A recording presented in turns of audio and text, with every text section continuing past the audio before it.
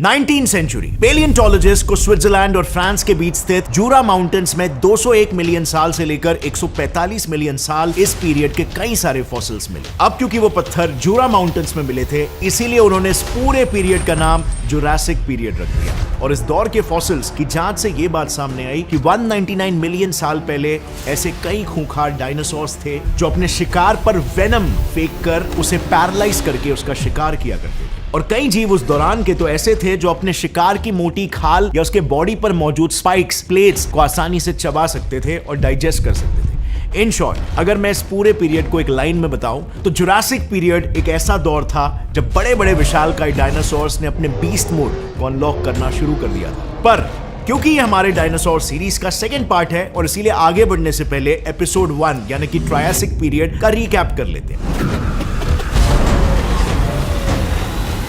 इस dinosaur series के पिछले वीडियो में हमने ये देखा था कि आज से करीब 201 मिलियन साल पहले कैंप यानी CAMP रीजन में हो रहे लगातार वोल्केनिक इरप्शंस ने पृथ्वी के क्लाइमेट को फिर से एक बार जहरीला बनाना शुरू कर दिया था। इतना जहरीला कि ना तो यहाँ पर सांसें लेने के लिए ताजी हवा बची थी और ना ही पीने के लिए पानी बचा था, जिसके चलते 80% जीव विलुप्त हो गए और बचे सिर्फ डायनासोरियन आर्कोसॉर्स, सौरोपॉड्स और थेरोपॉड्स, उड़ने वाले टेरोसॉर्स, पानी में रहने वाले इच्थियोसॉर्स और प्लीजियोसॉर्स और छोटे छोटे मैमालिया फॉर्म्स जो आगे चल के जुरासिक पीरियड के मेजर डायनासोर्स में इवॉल्व होंगे। अब ये डायनासोर्स ट्रायासिक एक्सटिंक्शन इवेंट यानी कि TEE से तो बच गए, लेकिन इस TEE के डोमिनो इफेक्ट से नए मास एक्सटिंक्शंस की शुरुआत हो गई। सब्सिक्वेंटली जो मास एक्सटिंक्शन हुआ उसका नाम था द एनॉक्सिक एक्सटिंक्शन, जिसने आयरॉनिकली जुरासिक पीरियड की शुरुआत की। सो TEE से निकले कार्बन डाइऑक्साइड ने भारी मात्रा में टॉक्सिक गैसेस पैदा किया था, जिन्होंने इतने हद तक टेम्परेचर को बढ़ा दिया कि ओशंस स्ट्रैटिफाई हो गए। इसका मतलब बेसिकली ये कि ओशंस में 3 डिस्टिंक्ट थर्मल लेयर्स क्रिएट हो गए। इन डिफरेंट लेयर्स की वजह से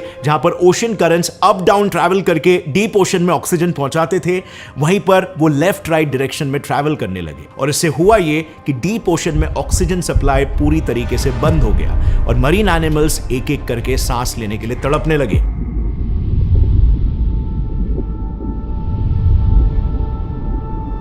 अब ओशन सरफेस की इतनी बिगड़ती हालत को देखकर मरीन डायनासोर्स, इच्थियोसॉर्स और प्लेजियोसॉर्स ने अपने आप को बचाने के लिए खुद को एक डीप वाटर में रहने के लिए इवॉल्व किया। ऐसा इसीलिए किया क्योंकि जितना ज्यादा टेम्परेचर उतनी मैक्सिमम ऑक्सीजन मॉलिक्यूल्स की किनेटिक एनर्जी, और हायर किनेटिक एनर्जी की वजह से लिक्विड में मौजूद O2 के जो मॉलिक्यूल्स होते हैं उसका इंटरमॉलिक्यूलर बॉन्ड ब्रेक हो जाता है और वो लिक्विड सोल्यूशन से एस्केप करते हैं। लेकिन कोल्ड वाटर में यही इंटरमॉलिक्यूलर बॉन्ड स्ट्रॉन्ग हो जाता है और इसीलिए वो जानवर गहरे पानी में चले गए। वहीं पर दूसरी तरफ छोटे छोटे मैमेलियो फॉर्म्स ने बढ़ते टेम्परेचर से बचने के लिए अपने आप को जमीन के अंदर रहने के लिए इवॉल्व किया और थोड़े बहुत मैमेलियो फॉर्म्स फोसोरियल मैमल्स में इवॉल्व हो गए। और रही बात लैंड पर रहने वाले सौरोपॉड्स और थेरोपॉड्स की, तो उन्होंने एक इंटरेस्टिंग एवोल्यूशनरी टैक्टिक अपनाई जिसे द लिलीपुट इफेक्ट कहते हैं। इस इफेक्ट के तहत उन्होंने अपने साइज को ही छोटा कर लिया, क्योंकि जैसे कि मैंने पहले बताया उस दौरान ऑक्सीजन कॉन्सेंट्रेशन काफी तेजी से घट रहा था। अब अगर हम सेल्यूलर लेवल पर देखेंगे तो ऑक्सीजन की मदद से ATP बनता है जो सेल्स को एनर्जी देता है,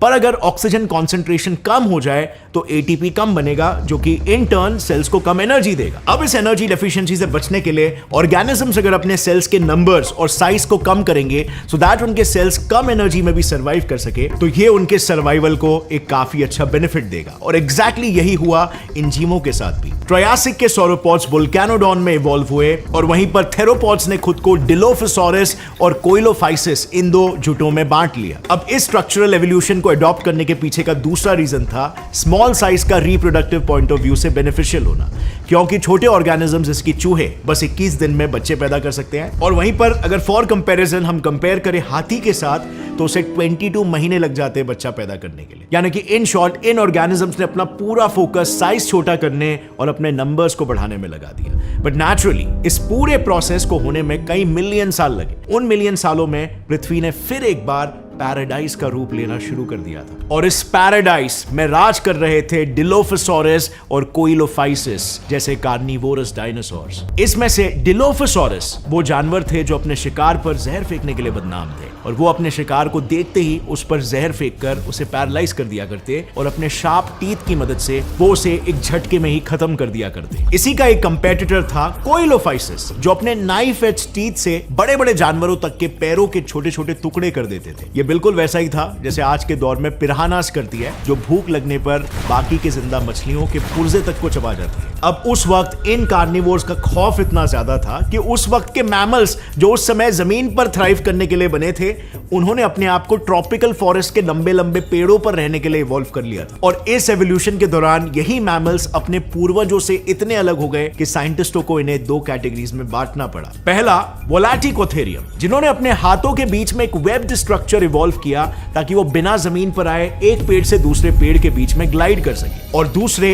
एगिलोकोडॉन, जिन्होंने अपने आप को एक सुपर फास्ट क्लाइंबर बना लिया ताकि डिलोफोसॉरस और कोइलोफाइसिस का खतरा दिखते ही वो झट से पेड़ पर चढ़ सके। लेकिन उनके इस एवोल्यूशन का उन्हें ज्यादा कुछ फायदा नहीं हुआ, बल्कि इस एवोल्यूशन से उनके लिए एक और एक खतरा बढ़ गया। और ऐसा इसीलिए क्योंकि ऊंचे पेड़ों पर ऑलरेडी एक शिकारी उन पर घात लगाए बैठा था। मैमल्स पर खतरा इसीलिए बढ़ गया था क्योंकि उस वक्त आसमान में राज कर रहे थे टेरोसॉर्स, जो अपने शिकार के इंतजार में ऊंचे पेड़ों पर छुपे रहते थे। और जैसे ही कोई मैमल उन्हें पेड़ पर चढ़ते हुए दिखाई देता, उन्हें वो अपनी लंबी चोंच से उठाकर खा जाते थे। इवेंचुअली हुआ ये कि कुछ समय बाद धीरे धीरे उनके प्रेस की तादाद कम होने लगी। अब क्योंकि फॉरेस्ट में मैमल्स की मात्रा कम हो गई थी, इसीलिए टेरोसॉर्स शिकार की खोज में जंगल छोड़कर फ्लड प्लेन्स में चले गए। अब यहाँ पर ग्लाइडिंग विंग्स का कोई काम नहीं था, इसीलिए उनमें नेचुरल सिलेक्शन हुआ, जिसकी वजह से उन्होंने ओवर टाइम बड़े और लंबे विंग्स इवॉल्व कर लिया। इस एवोल्यूशन के दौरान टेरोसॉर्स के स्ट्रक्चर्स और जेनेटिक्स में इतने चेंजेस आए कि साइंटिस्टों को इन टेरोसॉर्स को दो ग्रुप्स में डिवाइड करना पड़ गया, डायमॉर्फोडॉन और टेरोडैक्टिलस।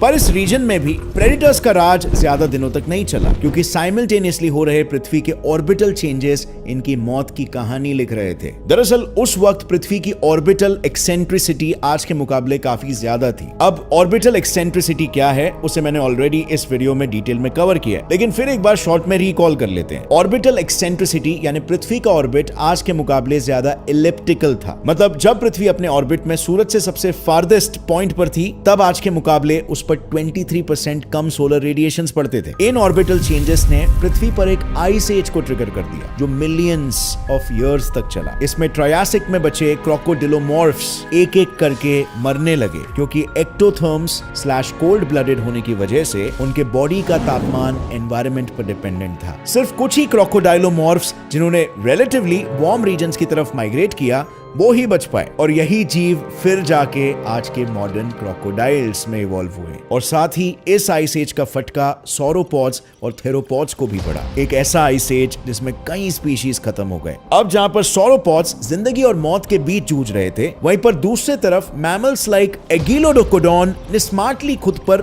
फर और हेयर को इवॉल्व कर लिया, और ये भी दो कैटेगरीज में बट गए। नंबर 1 कैस्टोरोकोडा और नंबर 2 मेगाकॉनस। और फिर आगे चल के जैसे ही आइस एज खत्म हुआ, ट्रॉपिकल फॉरेस्ट फिर से एक बार फलने फूलने लगे, और फिर एक बार इन फॉरेस्ट में बचे हुए थेरोपॉड्स और सौरोपॉड्स घूमते हुए नजर आए। अब क्योंकि खाना ज्यादा था और प्रॉपर न्यूट्रिएंट्स भी थे, इसीलिए फिर एक बार सौरोपॉड्स, जिनकी याद है द लिलिपुट इफेक्ट से साइज छोटी हो गई थी, वो वापस से बढ़ने लग गए। लेकिन इस बढ़ते साइज की वजह से उन्हें लोकोमोशन में प्रॉब्लम्स आने लगे। मतलब अब उन्हें मिनिमम मोशन करके खाने तक पहुंचना था, जिसका सबसे बेस्ट ऑप्शन था अपनी गर्दन को लंबा करके इन फॉरेस्ट में मौजूद कॉनिफर्स जैसे लंबे ट्रीज को खाना। और इसीलिए सौरोपॉड्स ने फिर से अपनी नेक साइज को बढ़ाया और ये सीटियोसॉरस और रोएटोसॉरस में इवॉल्व हो गए, और 7 से 8 मीटर्स लंबे होकर जुरासिक के सबसे बड़े डायनासोर्स ये बन गए। देखते ही देखते सौरोपॉड्स की तादाद बढ़ने लग गई, क्योंकि इन्हें ह्यूज एडवांटेज मिला और पेड़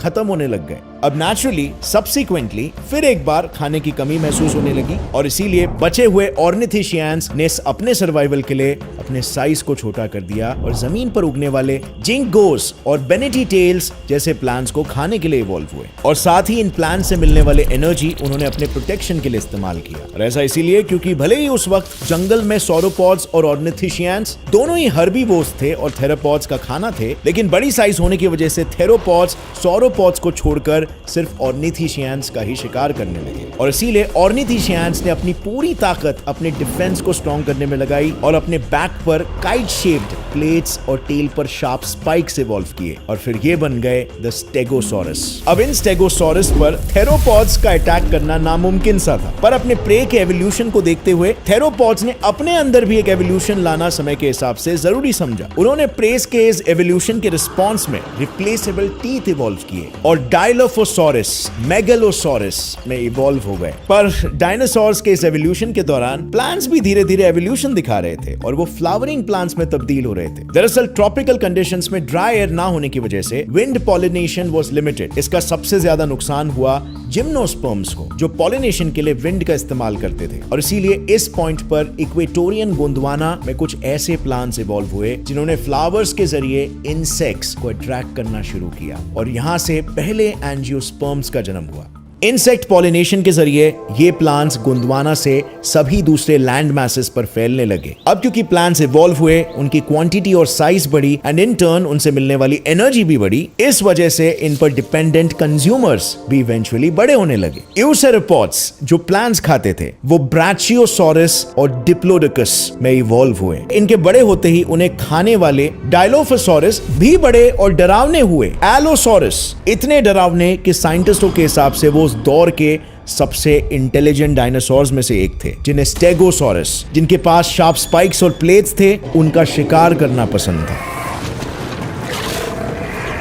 इन सब एवोल्यूशन के दौरान सबसे ड्रास्टिक एवोल्यूशन उन डायनासोर्स में आया जो पोलर रीजन्स में रहते थे। उन्होंने ठंड से बचने के लिए अपने आप पर फेदर्स इवॉल्व किया और पहले मॉडर्न बर्ड में तब्दील हुए। एक्चुअली डायनासोर्स के बॉडीज पर स्केल्स होते हैं जो कि पोलर एनवायरनमेंट्स में थर्मो रेगुलेशन नहीं कर पाते और इसीलिए पोलर रीजन में रहने वाले डायनासोर्स फाइलोजेनेटिक प्लास्टिसिटी की वजह से उड़ने लगे। मतलब इन पर एक एनवायरमेंटल प्रेशर बिल्ड हुआ जिसकी बदौलत इनके बॉडीज में चेंजेस आने लगे, जैसे कि Lamarckism fuelled by natural selection.